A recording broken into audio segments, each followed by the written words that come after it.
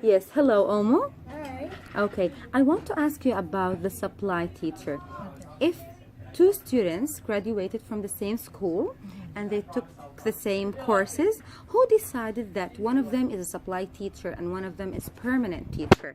Okay, the thing that is that both actually going to start as a supply teacher, which we call substitute, because most of us, or most of the Toronto schools, Ontario schools, Canadian schools already have permanent teachers. Okay, these are the contract teachers. So when we have fresh graduates from the College of Education, they have to start looking for jobs like every fresh graduate, right? So what they do is go online and apply to schools, and then they have to start off with their documentation, and after which they start supplying to then they go through the interview process. So nobody is going to determine who gets the job first, right? So they're both going to start as substitute teachers. Okay. Yes. Morning, Miss Sandu. Hi, good morning. I know that you are covering for Miss Gupta today. You're a supply teacher for one day. Yes. Can you tell me, please, everything about being a supply teacher? How does it begin? What are your certifications, the salary?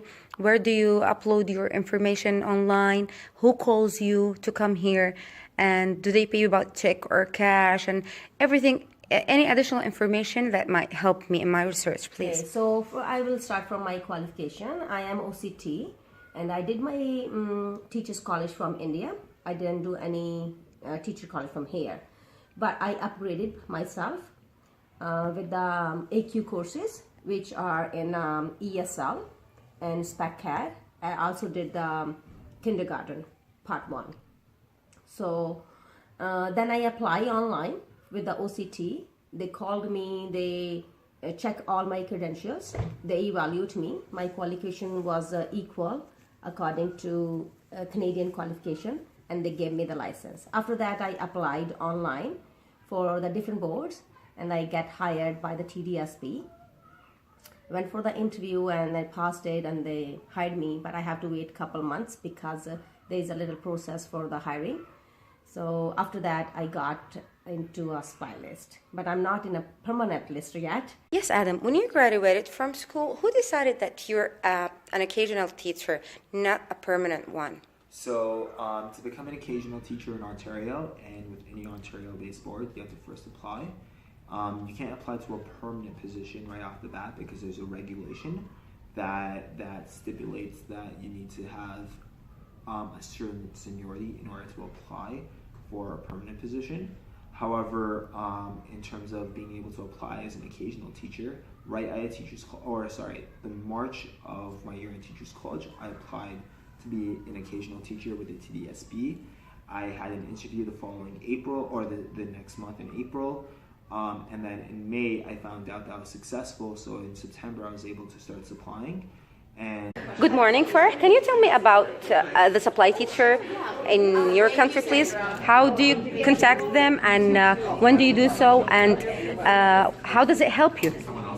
Well, we have occasional teachers here, and if I know that I am not coming or I'm not going to work next day, so what I do is I go to the system. Actually, we have a system right now.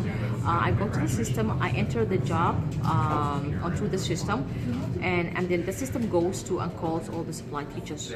And then I don't know, it goes, it's like a chain. It goes one person first. If that person doesn't respond, it goes to second or third. That's how it goes to. But sometimes it happens where I know occasional teacher already in my school and always comes to my school for different assignments. So I have employee number for that occasional teacher, and I go to the system and I enter that occasional teacher's employee number.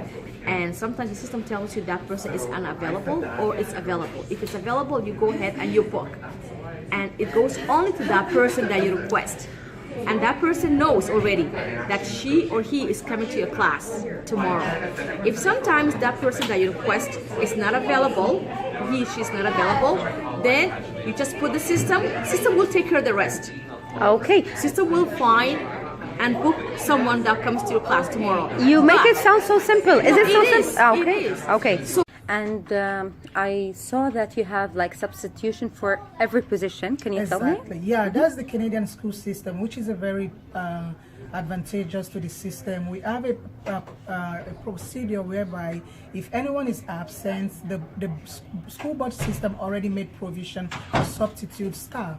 That way, the school, the office, the classroom is always occupied at every point in time, because we need to provide for these kids. If you are absent, you have to look for substitutes to come at least manage the classroom or the office at every point in time. So the curriculum is never delayed. Exactly, the curriculum never delayed, and there's always substitution for every position in the school, but be it caretaking, lunchroom supervisors, office staff, teachers, even up to admin level. We have retired principals that come in to fill in for principals and VP if they ever happen to be away, which is not really often, but there's always coverage for every position. Now, Okay, who contacts you? Who calls you? Is it Ms. Gupta, the principal, the vice so principal? this is how it works. When you are a supply teacher, you have to set your account with the system. There's a Smart Find Express system. So we have to set our system in we have to set ourselves in a system. And when the teachers, some schools, they call their own teachers. Like if they have their own, I think when the schools are a little harder, they have their own consistency for the teachers. What is the meaning of the school being hard? Hard means some Like this one? students. Some schools in some areas, the students are a little hard to control, or I don't know how it why it is like that. So but- teacher have the opportunity or have the right to refuse and say, no, I don't want to come today. No, being a supply teacher, you can choose the school, whichever you want it. But when you have a contact, I actually I taught more than 2 years in a very tough school. But then I like to stay there because there is a consistency. When you go in the same school over and over, students start getting to know you, and they don't take advantage from you. You get called by the system, by sort of, let's say, an automatic system, and if, let's say, a school really likes you, they can put your employee number into the system and it calls you automatically. Or you can get a call from random schools, so that's the second way, or a school can call you directly. And usually I've had either the school puts my name in the system and the system calls me, or I get called directly. And that usually happens, if it's a call directly, it happens right after school. If it's something that they put in the system, it usually happens between 6 and 8 at night.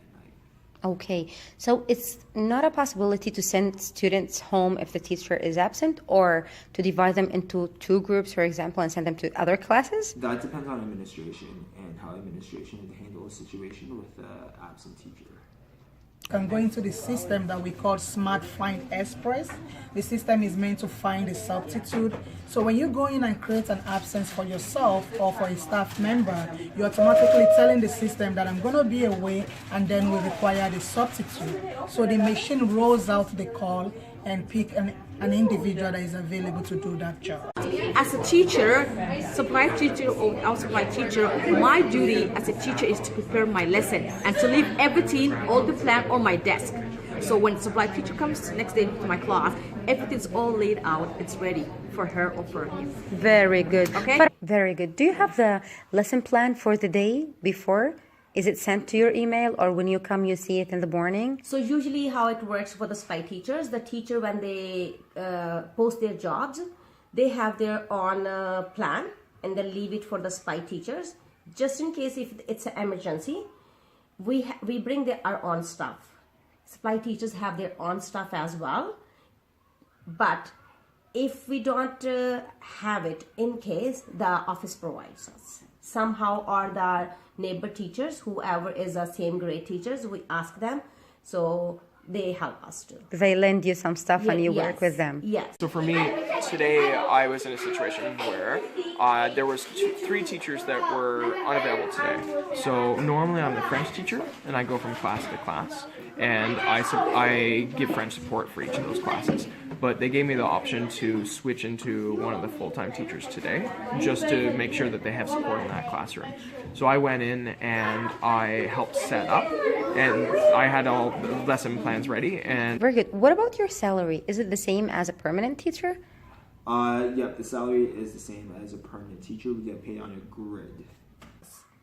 But for the salary, they pay us every day. If you are a supply teacher, we get everyday salary, and they give us bi-weekly, and it goes directly to your account.